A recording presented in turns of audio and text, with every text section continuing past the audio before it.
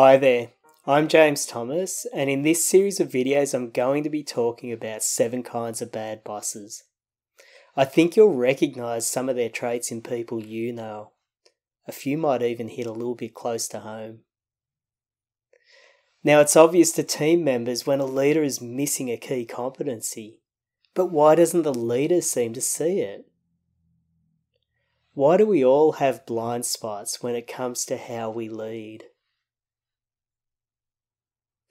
The first reason might be not many people have the skill and courage to provide the feedback leaders need to hear.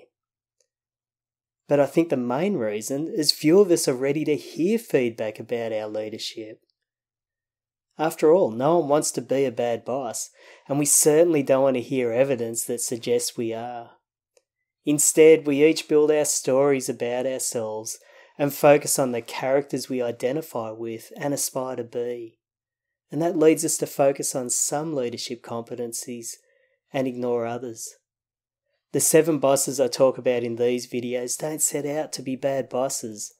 They each aspire to be a certain kind of admirable leader, but they end up focusing on too few or the wrong mix of leadership competencies.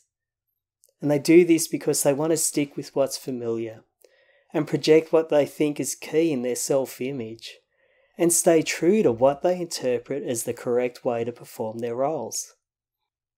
And even though we don't often invite leadership feedback, or really hear the feedback we do receive, I think we can get a sense of what we might be missing by treating each of these bad bosses as a cautionary tale we tell ourselves.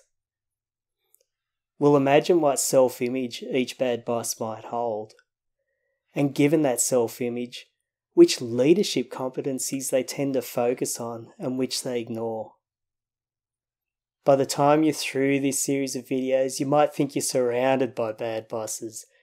You might even feel a tinge of embarrassment or shame that you've been one of these at times.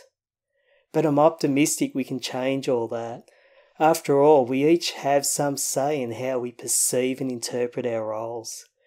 And I believe that we can be intentional in our development as leaders by building the leadership competencies that will help us become better bosses.